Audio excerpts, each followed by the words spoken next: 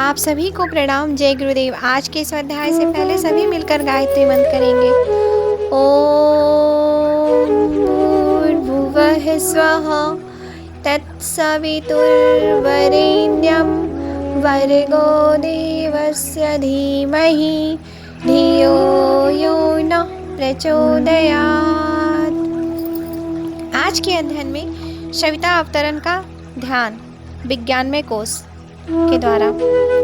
विज्ञानमय कोश की ध्यान धारणा में हृदय चक्र के माध्यम से सविता देव के प्रवेश समावेश की भावना की जाती है और अनुभव किया जाता है कि विज्ञानमय कोश सविता शक्ति से ओतप्रोत हो रहा है।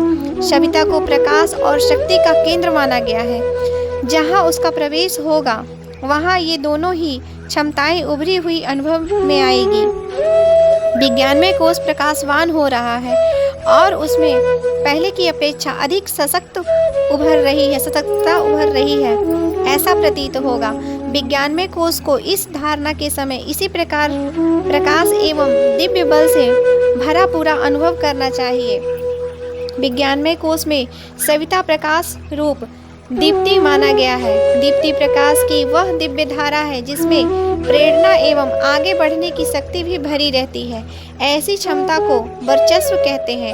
ब्रह्म वर्चस्व ब्रह्म बल को कहते हैं और आत्मवर्चस्व आत्मबल को कहते हैं। दीप्ति सविता वर्चस्व है जो प्रकाश युक्त होने के साथ साथ धकेलने का काम भी करती है।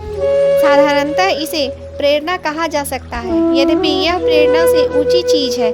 प्रेरणा से दिशा प्रोत्साहन देने जैसा भाव टपकता है, किंतु वर्चस्व में वह चमक है जो धकेलने, घसीटने, फेंकने और उछालने की भी सामर्थ्य रखती है।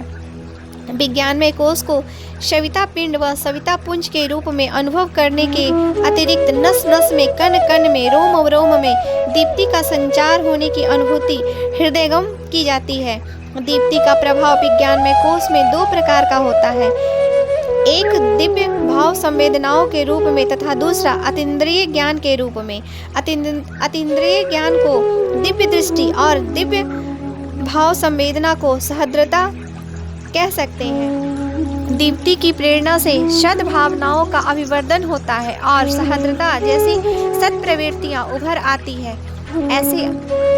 ऐसी अवस्था अंतःकरण में सुदृढ़ की जानी चाहिए। दूसरों के दुख में दुखी और दूसरों के सुख में सुखी होने की आत्मवत सर्वभूतेषु की संवेदनाएं उभरने से हम सबके होने की मान्यता परिपुष्ट होती है।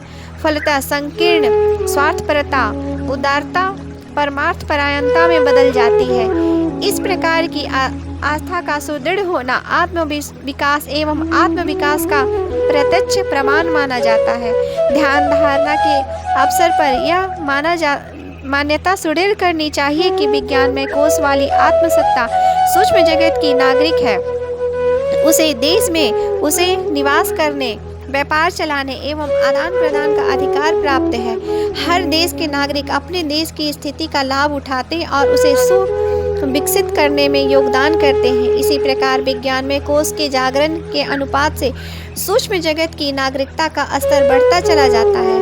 उस प्रगति के आधार पर सूक्ष्म जगत में हल्के अथवा भारी लाभ उठा सकने की स्थिति बन जाती है।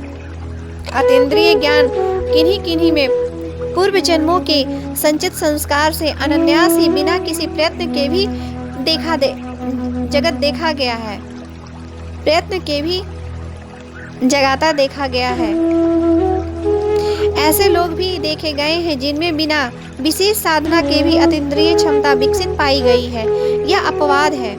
प्रयत्न पूर्वक कोई भी आत्मविकास की साधना करते हुए विज्ञानमय कोश को दिव्य शक्ति से, सविता शक्ति से भरा पूरा बना सकता है और मनुष्य के बीच देवलोक के निवासियों की तरह अपनी विशेष स्थिति बनाए रह सकता है।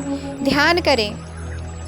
सविता शक्ति के किरण पुंज का हृदय चक्र में प्रवेश चक्रभवर की आभा बढ़ती है। दिव्य संवेदनाओं का संचार सारे अंतःकरण में होता है। सूक्ष्म जगत की तरंगों का हृदय चक्र से सीधा संपर्क, दोनों का आदान प्रदान होते हुए अनुभव करें। स्वयं को असीम सत्ता में व्याप्त फैला हुआ अनुभव करें। सहृदयता, श्रद्धा, दिव्य ज्ञान का विकास हो रहा है। स्नेह, करुणा जैसी संवेदनाओं के रोमांच का शरीर में बोध होता है। आज के लिए यहीं तक। आप सभी को प्रणाम। जय गुरुदेव।